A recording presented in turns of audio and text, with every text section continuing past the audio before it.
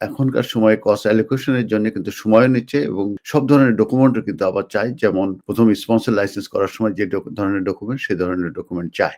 Cost পাওয়া কিন্তু not milk and rice. এটা মানে দুধ ভাতের মতো ব্যাপার না, সহজ নয়। মনে করেন না যে আপনি চাইলেই কস্ট পাবেন। এটা সম্ভব না। এখন কস্টের খুবই প্রবলেম। হ্যালো, আসসালামু আলাইকুম। আসসালামু আলাইকুম। ওয়ালাইকুম আসসালাম। রমাদান মুবারক ভাই, ভালো আছেন আশা করি? মোবারক। জি, আলহামদুলিল্লাহ ভালো আছি। আপনি কেমন আছেন? আলহামদুলিল্লাহ ভাই, আল্লাহর রহমতে ভালোই আছি রমজান মাসে। আসলে ভাই, আমি একটা প্রশ্ন আপনারে করতে চাইছিলাম। আমি 2023 সালে কেয়ার হোমে আসছি এদেশে ভিসায়।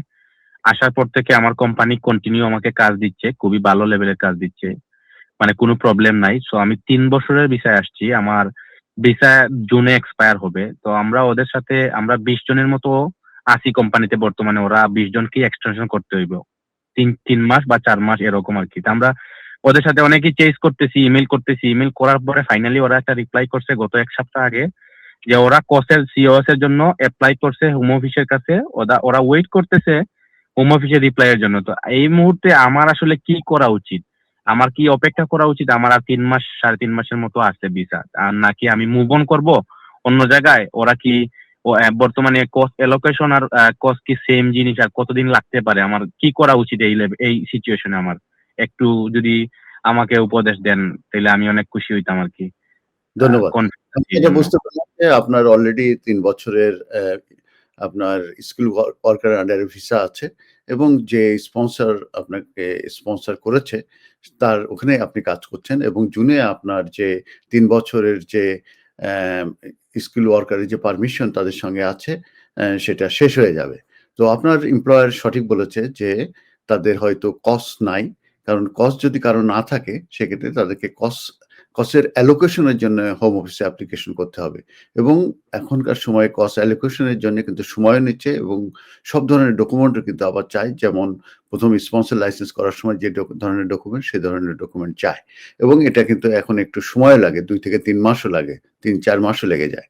তো আপনার জন্য যেটা করা দরকার, আপনি মুভ অন এর ব্যাপারটা বলছেন। আপনি যদি অন্য জায়গায় কস্ট পেয়ে যান, তাহলে অবশ্যই চেঞ্জ অফ এমপ্লয়মেন্ট এ যেতে পারেন। কিন্তু আমি কারেন্ট সিনারিও জানি যে কস্ট পাওয়া কিন্তু নট মিল্ক অ্যান্ড রাইস। এটা মানে দুধ ভাতের মতো ব্যাপার না, সহজ নয়। অতএব এটা আপনি মনে করেন না যে আপনি চাইলেই কস্ট পাবেন। এটা সম্ভব না। এখন কস্টের খুবই প্রবলেম। অতএব 2nd যে অপশন আছে, চেঞ্জ অফ এমপ্লয়মেন্ট তো ১ম এ বললাম যেতে পারেন যদি কস্ট পান। 2nd যেটা অপশন আছে সেটা হচ্ছে যে আপনি তাদের সঙ্গে থাকলেন এবং যদি দেখেন যে তাদের কস্ট অ্যালোকেশন আপনার ভিসা শেষ হওয়ার আগ পর্যন্ত হচ্ছে না, সেক্ষেত্রে যে আপনার ২ টা অপশন আছে। একটা অপশন হচ্ছে যে আপনি কস্ট ছাড়াই কিন্তু অ্যাপ্লিকেশন করতে পারবেন এবং কস্ট ছাড়া অ্যাপ্লিকেশন করে দিয়ে আপনি কভার লেটারে এবং অ্যাপ্লিকেশন ফর্মে উল্লেখ করতে হবে যে আমার এমপ্লয়ার কস্টের জন্য এপ্লাই করেছে। সেটা এখনো আ আপনার অ্যালোকেশন হয় নাই।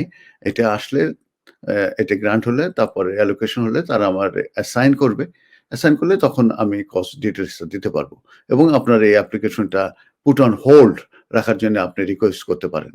এইটা আপনার জন্য একটা অপশন আছে। কস্ট ছাড়াও কিন্তু অ্যাপ্লিকেশন করা যায় এবং আপনার অ্যাপ্লিকেশন কিন্তু হোল্ড করার জন্য আপনি বলতে পারেন। যখন কস্ট অ্যালোকেশন হবে তখন আপনি অ্যাসাইন করলে তখন আপনি সেই নাম্বারটা দিলে তখন আপনার এটা সাকসেস হবে। আমি নিজে এই ধরনের একটি ম্যাটার করেছি এবং সাকসেসফুল হয়েছে। 2nd যে অপশনটা আছে, যদি আপনি মনে করেন যে না আমি কস্ট ছাড়া অ্যাপ্লিকেশন করতে চাই না, সেক্ষেত্রে আপনি যদি কোনো হিউম্যান রাইটস এর application under uh um FLRFP তে যদি করেন, সেক্ষেত্রেও কিন্তু আপনি 360 তে থাকতে পারবেন এবং ওখানে কিন্তু কাজ করতে পারবেন।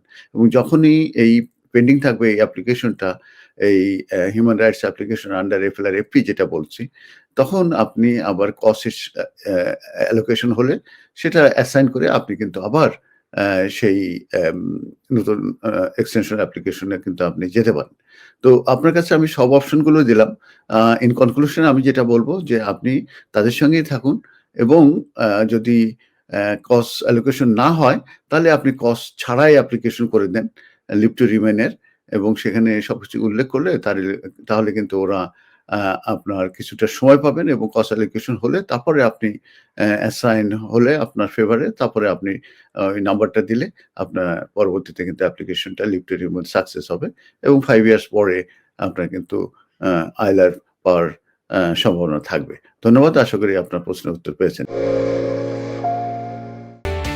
MQ Hassan Solicitors, helping people through the laws. আমাদের রয়েছে দক্ষ ও অভিজ্ঞ লয়ার টিম, যাদেরকে আপনি নিশ্চিন্ত মনে বিশ্বাস ও নির্ভর করতে পারেন for quality of work and excellent client care.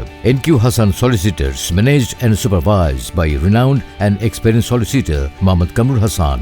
Immigration, asylum, human rights, divorce and lease সহ সকল ধরনের আইনি বিষয়ে সঠিক নির্দেশনা নিতে আজই যোগাযোগ করুন MQ Hassan Solicitors, 37 New Road, London E1 1HE.